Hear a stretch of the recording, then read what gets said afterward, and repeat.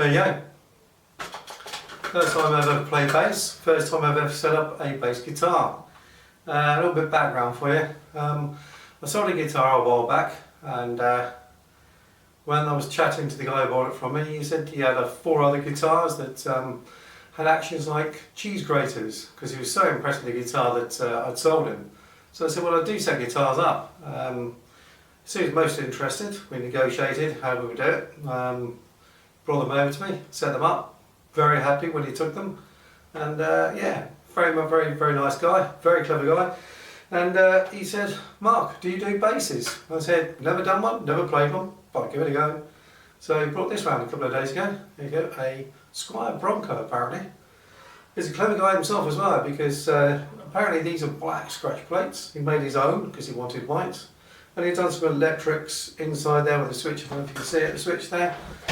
I'm not entirely sure what it does. Anyway, that's down to him really, and what he likes to do. He's an electronics engineer by trade, so that's the sort of thing that floats his boat. What floats my boat is setting them up and playing guitars, but now bass guitar. I can add that to my list of skills, if you call it a skill.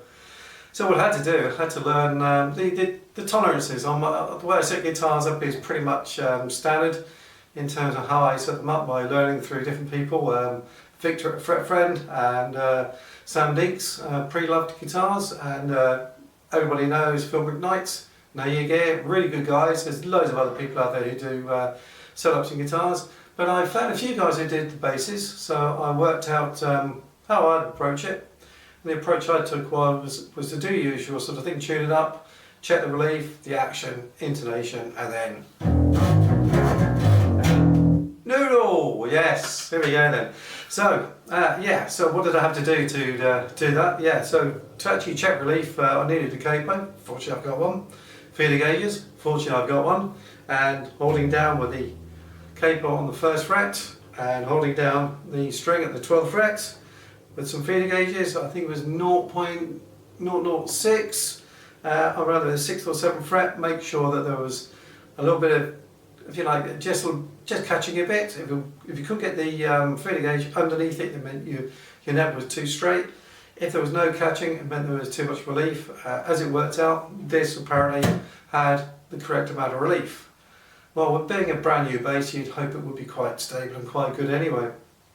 So the other one was to adjust the nut. The nut was a little on the high side. Used my fret files, brought that down to a more usable height.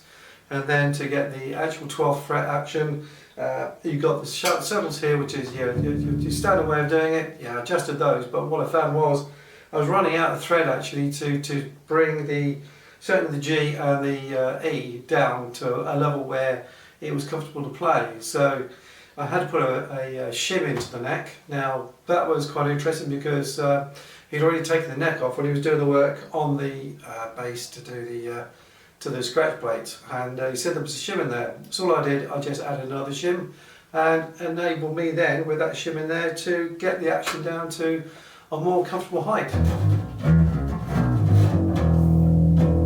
So there you go. First time setting up bass, first time playing a bass. Setting up the bass was quite nice actually.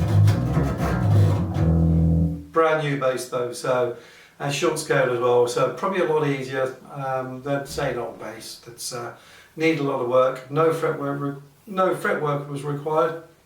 I'll get this right. Fretwork was not required, which is very handy, because made the setup an awful lot easier. So yeah, really pleased. Add that to my CV. Bass player, not. Set out basses, yes. Easy ones, mind. I don't want difficult ones if anybody wants to know. Anyway, he did have a nice little surprise for me. I'm just going to pop the bass down on the floor gently. Don't want to damage it, he's going to be picking it up soon, isn't he? Oh, here we go. And he had a nice little surprise for me when he showed me this, a Stag T-style Telecaster, whatever you like to call it. There we go. Now this has already been set up.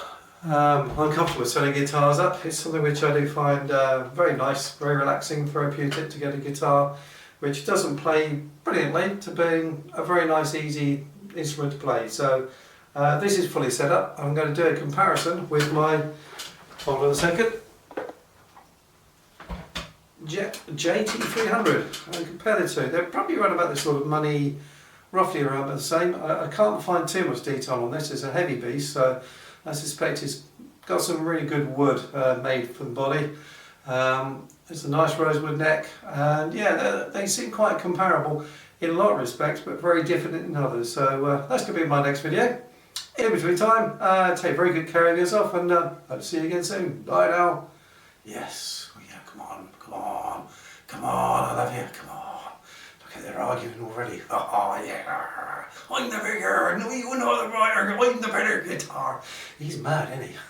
Take care guys, bye now. It's good fun this, isn't it? Oh.